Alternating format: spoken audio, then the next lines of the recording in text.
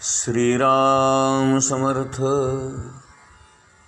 गोपाल कृष्ण भगवान की जय। नेऊन को माधवा अक्रूरा,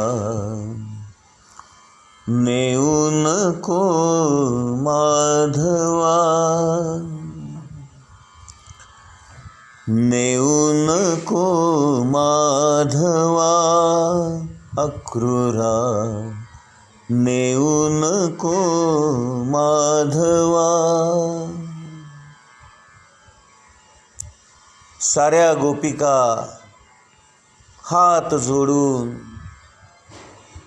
अत्यंत व्याकुळ होऊन,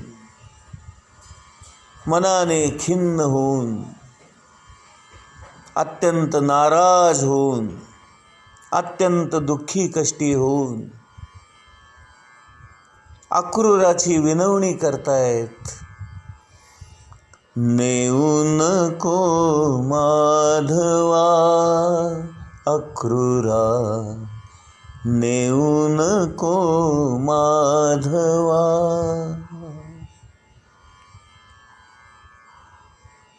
पण अक्रूराला त्यांना घेऊन जाणं भागच होतं। शेवटी तो एक सेवक होता आणि कंसासारख्या अत्यंत दुष्ट आणि पापी माणसाचा तो सेवक होता। त्याला कितीही वाटलं तरी आज्ञापालन हे त्याला करावंच लागत होतं।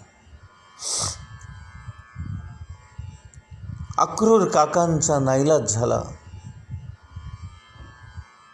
भगवंताने त्या गोपिकांची समजूत काढली खरी। भगवंत आपल्या बलराम दादासह रथात जाऊन बसले आणि आता भगवंत गोकुळ सोडून जाणार, व्रजभूमी सोडून जाणार म्हणून साऱ्यांचेच डोळे पाणावले। नंद यशोदा रडू लागल्या, साऱ्या गोपिका रडू लागल्या। साऱ्यांचे कंठ दाटून आले।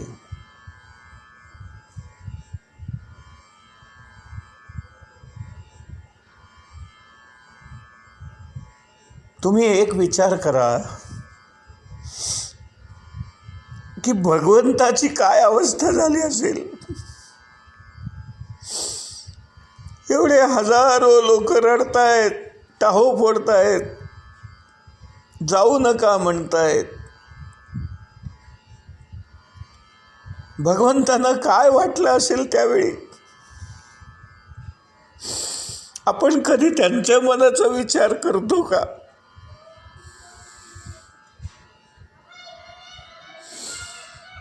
भगवंतांना प्रेम नसेल का? त्यांना आपुलकी नसेल का? त्यांना राहावंसं वाटत नसेल का? पण भगवंताने आपल्या कर्तव्याला परमोच्च स्थान दिलेलं आहे। भगवंताने आपल्या सर्वांना हा आदर्श घालून दिला आहे। परिस्थिती कुठलीही असो, वातावरण कसंही असो, आपल्या वाट्याला आलेलं कर्म, आपलं कर्तव्य आपण केलं पाहिजे। आपल्या वाट्याला आलेलं कर्तव्य करणं हाच माणसाचा धर्म आहे।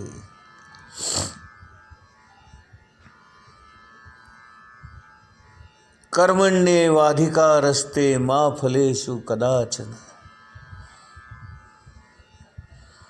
भगवंतानी स्वतः आचरण करून आपल्याला या साऱ्या गीतेचं तत्वज्ञान शिकवलंय की आपण आपल्या धर्माचं पालन करायचं, म्हणजेच आपल्या वाट्याला आलेलं कर्म करायचं। कर्तव्य करायचं, कुठल्याही प्रकारे भावना वश व्हायचं नाही, कशात अडकायचं नाही. अहो, हे सांगणं सोपं आहे हो, पण प्रत्यक्ष आचरण करायची जेव्हा वेळ येते ना, तेव्हा काय होतं हे ज्याचं त्याला कळतं बरं. भगवान श्रीकृष्णांच्या मनाची काय अवस्था झाली असेल. परंतु आपलं हे अवतार कार्य कशासाठी आहे. यदा यदा हि धर्मस्य ग्लानिर्भवति भारत अभ्युत्थानम् अधर्मश्च तदात्म्याहं सृजाम्यहम् परित्राणाय साधूनां विनाशाय च दुष्कृताम् धर्म संस्थापनार्थाय संभवामि युगे युगे. दुष्टांचा संहार करण्यासाठी, सज्जनांना सहाय्य करण्यासाठी, धर्माची स्थापना करण्यासाठी आणि अधर्माला नाहीसं करण्यासाठी भगवंताने अवतार घेतला आहे. त्यासाठी त्याला कठोर व्हावं लागतं, कर्तव्य करावं लागतं. अनेकांना दुखवून त्याला आपल्या कर्तव्याला प्राधान्य द्यावं लागतं. भगवंताने स्वतः याचं आचरण करून आपल्याला हे शिकवलेलं आहे. आपण भागवतातून हे शिकूया. ठीक आहे, आपल्या आयुष्यामध्ये मोहाचे प्रसंग येतात, प्रेमाचे प्रसंग येतात, माणसं येतात जातात. परंतु कुठल्याही प्रकारची परिस्थिती आली, कुठल्याही प्रकारचं वातावरण झालं, तरी आपण आपला धर्म पाळला पाहिजे, आपलं कर्तव्य केलं पाहिजे.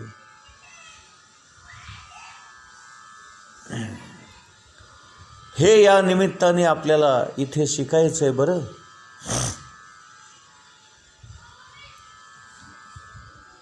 भगवंत मोठ्या जड अंतःकरणाने रथामध्ये बसले. साऱ्यांकडे त्यांनी अत्यंत कृपादृष्टीने आपली नजर फेकली.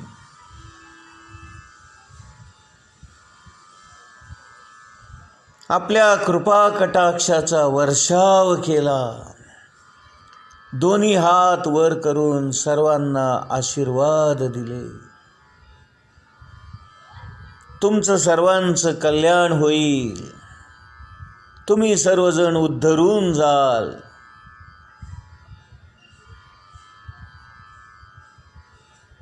आणि सर्वजण माझ्या परमधामाला येऊन पोहोचाल, असं आश्वासन भगवंतांनी दिलं. आणि भगवंत निघाले. भगवंत निघाले आणि पुन्हा एकदा गोपिकांनी रडून रडून आकांत केला, गडाबडा लोळल्या. जाऊ नको, जाऊ नको, जाऊ नको म्हणून म्हणाल्या. परंतु जावं तर लागतच होतं. भगवंताला देखील आपलं कर्म चुकलंय का. अहो, प्रत्यक्ष रामाला 14 वर्ष वनवास भोगावा लागला, तिथं आपली काय कथा.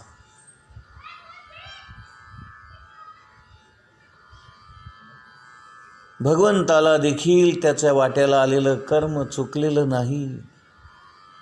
त्याला देखील कर्म करावंच लागतं. कितीही प्रेम असलं, कितीही आपुलकी असली, कितीही राहावंसं वाटलं, तरी भगवंत कठोर बनून आपल्या हृदयावर दगड ठेवून मन घट्ट करून भगवंत निघाले.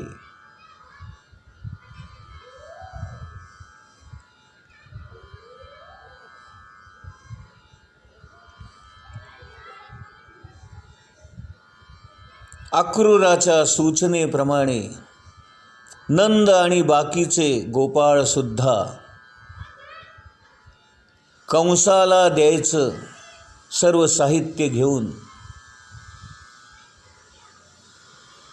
कंसाचा कर भरण्यासाठी आणि त्यांना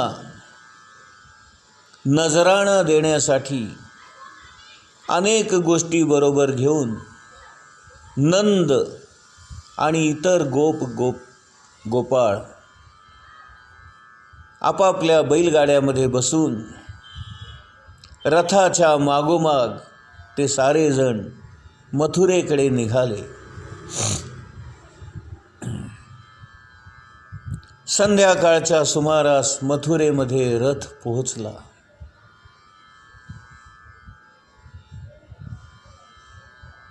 भगवंत रथातून खाली उतरले आणि अक्रूरांना म्हणाले, काका, तुम्ही आता रथ घेऊन पुढे व्हा आणि आमच्या मामासाहेबांना सांगा की दोघांना मी घेऊन आलेलो आहे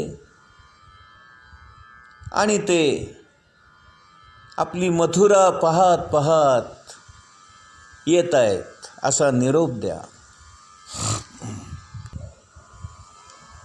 अक्रूर काका मोठ्या आदराने म्हणाले, प्रभू, मी आपल्या दोघांना सोडून मथुरेत एकटा जाऊ शकत नाही. मी आपला भक्त आहे आणि आपण भक्तवत्सल आहात. हे प्रभू, आपण मला एकट्याला सोडू नका. माझी आपल्याला विनंती आहे की आपण सारेजण माझ्या घरी जाऊ. आपण माझ्याबरोबर आधी माझ्या घरी या. आपल्या चरणधुळीने माझं घर पावन करा. आम्ही आपले चरण धुवून पाद्यपूजा करू.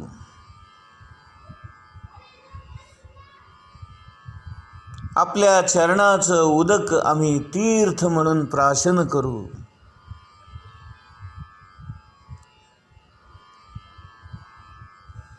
ज्या चरण उदकाला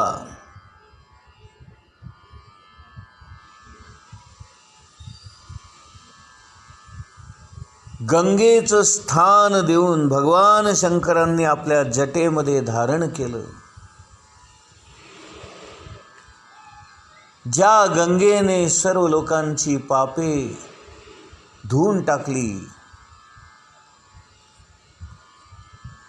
असं हे आपल्या चरणातून उगम पावलेलं चरणोदक आम्हालाही त्याचा लाभ होऊ द्या. हे प्रभू, आपल्या चरणातून पवित्र अशी गंगा नदी उगम पावलेली आहे, ज्या नदीने साऱ्या लोकांना पावन केलं, पवित्र केलं. असं आपलं चरणोदक आम्हाला प्राशन करू द्या. आम्हाला धन्य धन्य होऊ द्या. यावर भगवान म्हणाले, काका, मी निश्चित तुमच्या घरी येणार आहे, पण आज नाही. अगोदर मला माझ्या साऱ्या शत्रूंना संपू द्या. त्यांना मारून माझ्या सर्व आप्तेष्टांना आनंदित करून अधर्माचं राज्य नाहीसं करून धर्माची स्थापना करून चांगल्या लोकांच्या हाती राज्यकारभार सोपवून सर्वांना आनंद समाधान देऊन मग मी तुमच्या घरी येईन.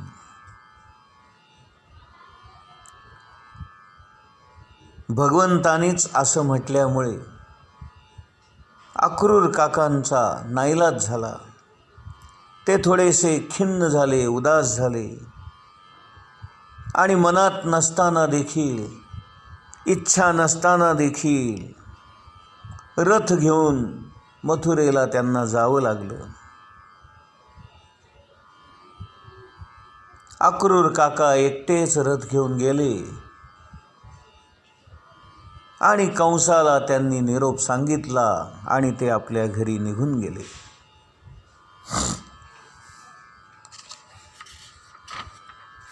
गोपाल कृष्ण आणि बलराम दादा या मथुरा नगरीमध्ये आज पहिल्यांदाच येत असल्यामुळे त्यांनी ती नगरी कशी आहे ती पहावी असा विचार करून दोघे जण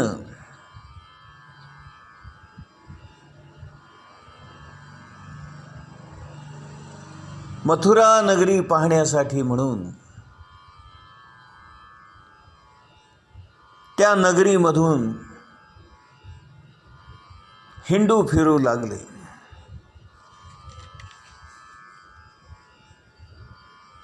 अत्यंत सुंदर नगरी, सुवर्णांनी बनलेले महाल, आजूबाजूला असणारे बाग बगीचे, त्या नगरीमध्ये असणारे भव्य दिव्य रस्ते, मोठमोठाले चौक, शोभा वाढवणाऱ्या इमारती, तिथले रस्ते, तिथले गल्लीबोळ, तिथल्या बागा, सारं पाहून भगवान श्रीकृष्ण आणि बलराम कुतूहलाने सगळीकडे पाहत होते. गोपाल कृष्ण भगवान की जय.